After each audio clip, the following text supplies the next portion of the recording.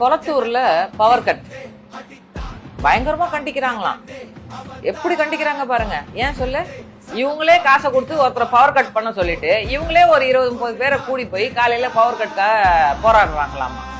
அது டிவிகேல இருக்க பசங்க இருக்காங்க பாருங்க, அது ஸ்மார்ட் பசங்க, ஸ்மார்ட் ஒர்க்கர்ஸ்.